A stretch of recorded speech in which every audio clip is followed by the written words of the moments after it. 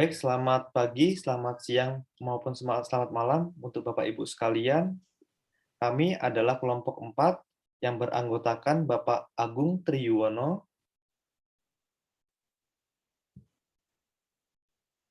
kemudian Ibu Endar Cahyawati, kemudian saya sendiri dengan Febri Christian,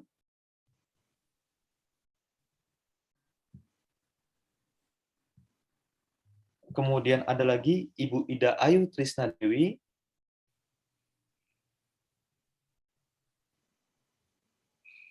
kemudian ada Bapak Rudi Kusnadi,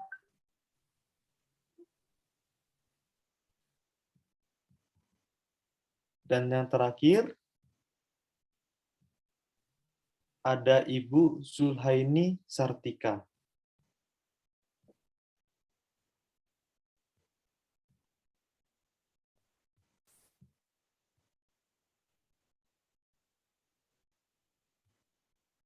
Pada hari ini, kami dari kelompok 4 akan mempresentasikan hasil diskusi kami tentang pengembangan sains keperawatan dalam hubungan interaktif antara pendidikan, pelayanan, riset keperawatan dalam pengembangan sains keperawatan. Yang pertama, kita akan bicara tentang pengertian sains keperawatan itu sendiri. Apa itu sains keperawatan? Sains keperawatan adalah pengetahuan khusus disiplin yang berfokus pada proses kesehatan, manusia, dan lingkungan yang dituangkan dalam bentuk teori keperawatan dan dihasilkan melalui penelitian keperawatan. Lingkup dari sains keperawatan ini sendiri mengacu pada pandangan dunia profesi dan memberikan perspektif untuk praktik, pendidikan, dan penelitian. Kemudian yang selanjutnya adalah kita akan bicara tentang manfaat sains keperawatan. Sains keperawatan memiliki 3 manfaat untuk praktik, untuk pendidikan, dan untuk penelitian.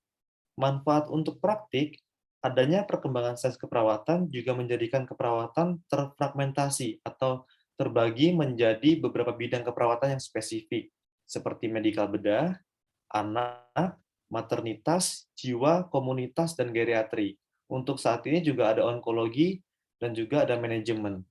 Pengembangan ini didukung dengan adanya riset yang dilakukan sehingga hasilnya dapat digunakan dalam bidang pelaksanaan praktik keperawatan.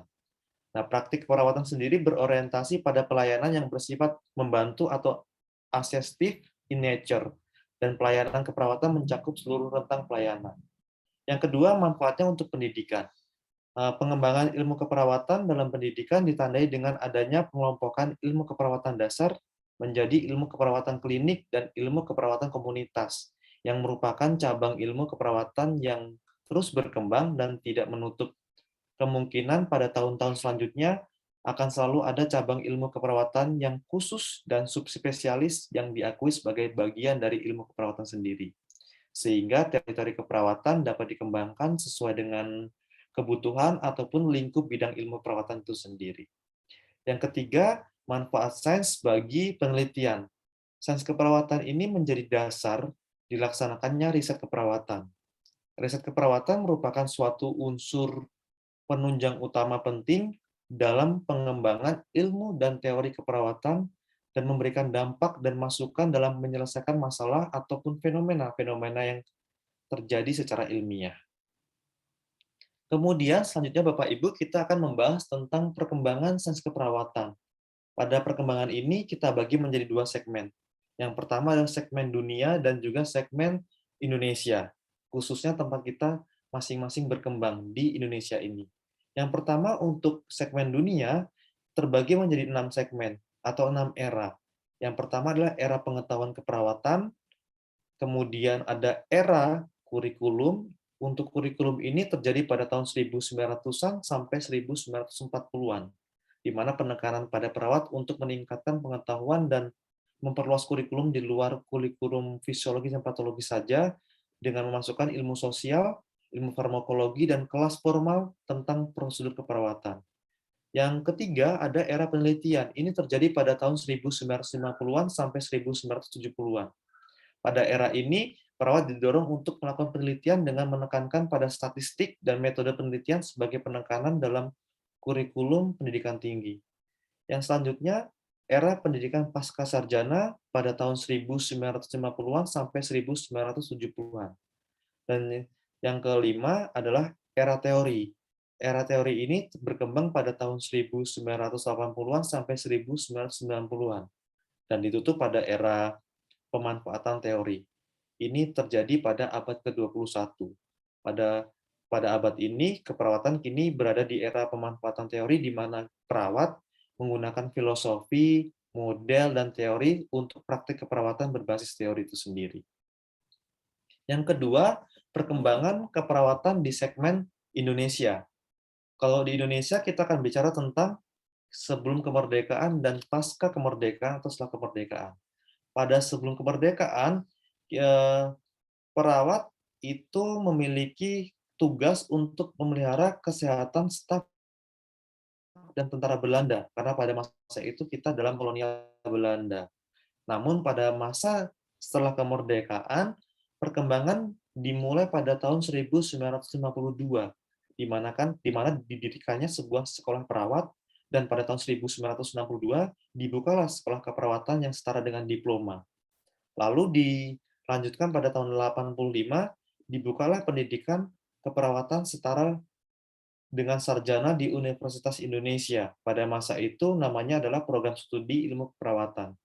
Barulah di tahun 1995 berubah menjadi Fakultas Ilmu Keperawatan di Universitas Indonesia.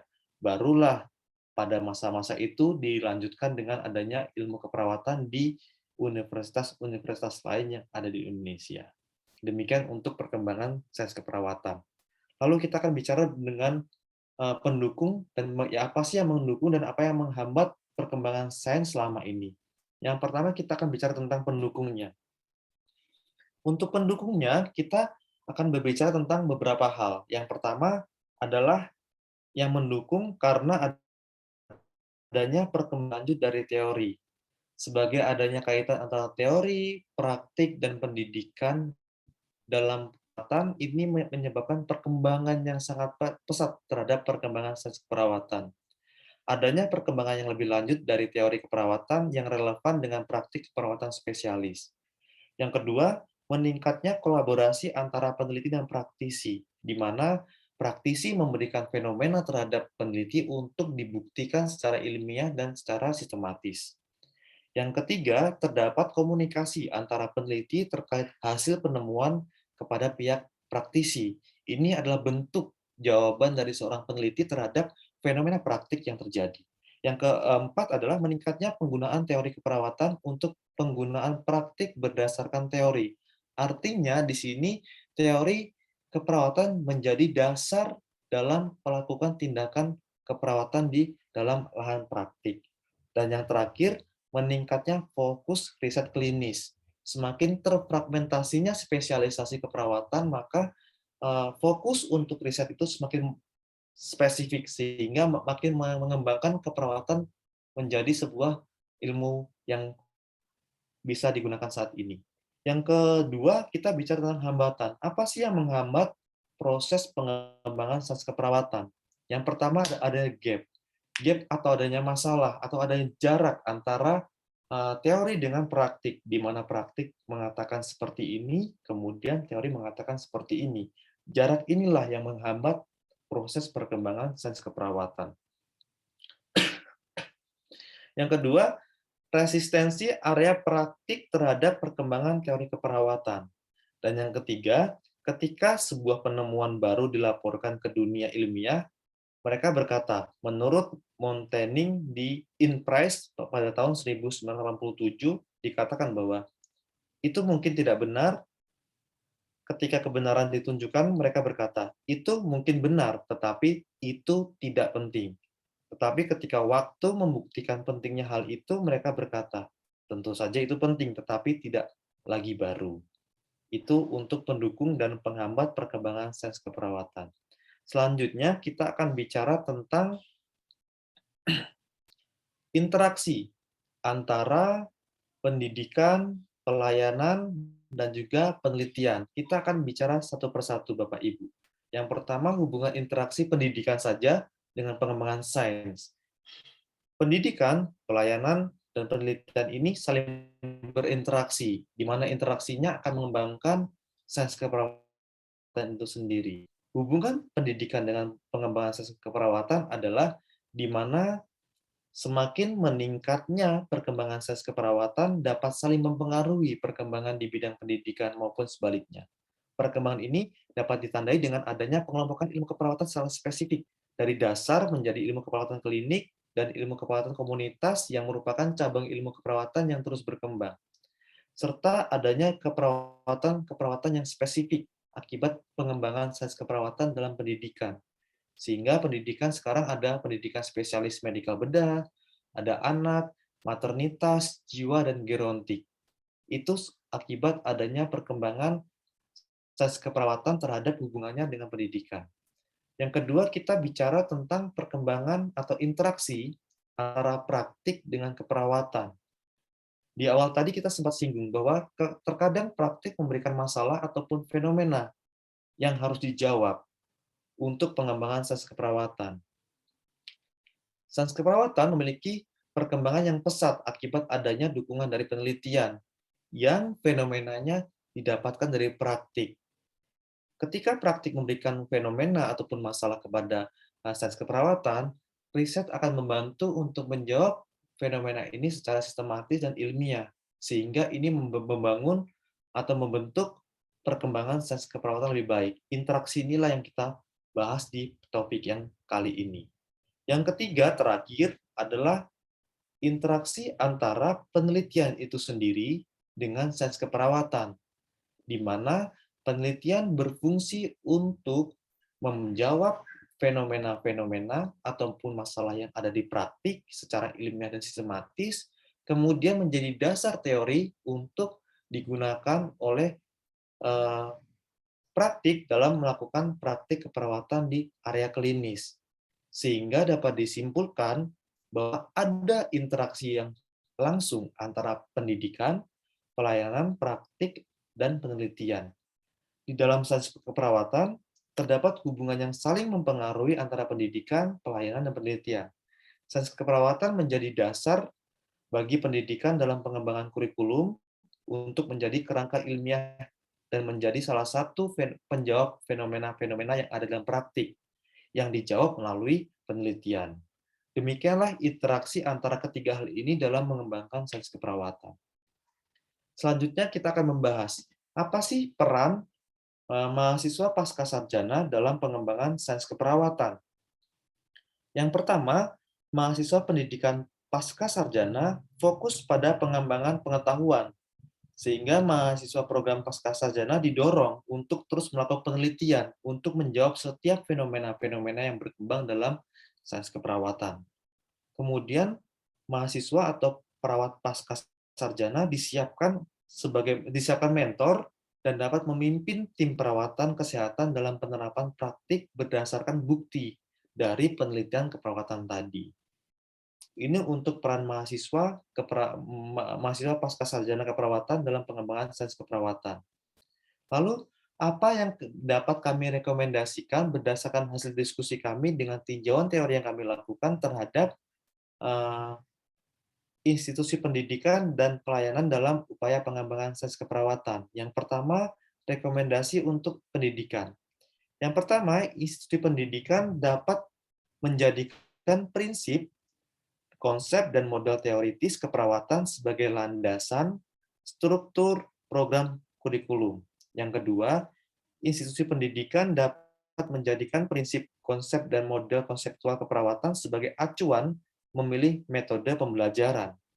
Kemudian yang ketiga, institusi pendidikan dapat menggunakan beberapa strategi dan teknik pembelajaran yang memungkinkan mahasiswa dapat mengembangkan pengetahuan dasar, kemampuan berpikir kritis, dan keterampilan memecahkan masalah. Yang terakhir, penggunaan teknologi dalam pendidikan keperawatan seperti penggunaan metode pembelajaran jarak jauh berbasis dengan teknologi seperti video conference. Kemudian rekomendasi kami untuk pelayanan. Yang pertama adalah pelayanan keperawatan dapat menjadi konsep prinsip dan teori keperawatan dalam memenuhi kebutuhan kesehatan klien. Yang kedua, penggunaan prinsip teori yang baik untuk dapat mengembangkan dan mengimplementasikan rencana asuhan keperawatan. Yang ketiga, perawat harus didorong untuk mengenal landasan teori untuk praktik dan mencari cara untuk meningkatkan pengetahuan yang mendukung praktik keperawatan itu sendiri. Dan yang terakhir, harus ada penekanan pada peningkatan interaksi timbal balik atau feedback antara teori, penelitian, dan praktik perawatan untuk menjembatani kesenjangan teori dan praktik. Lalu yang terakhir, kelompok kami akan menyajikan daftar pustaka ataupun literasi yang kami gunakan dalam memberikan hasil diskusi ini. Bapak Ibu yang saya kasih, demikianlah presentasi diskusi kelompok kami dari kelompok 4. Kurang lebihnya kami mohon maaf. Jika ada pertanyaan, silakan untuk memanfaatkan pertanyaan Bapak Ibu kepada kami dengan memanfaatkan forum diskusi. Terima kasih untuk waktunya dan kesempatannya. Selamat pagi, selamat malam, dan selamat siang untuk teman-teman Bapak Ibu sekalian yang menyaksikan video kami. Terima kasih. Wassalamualaikum warahmatullahi wabarakatuh.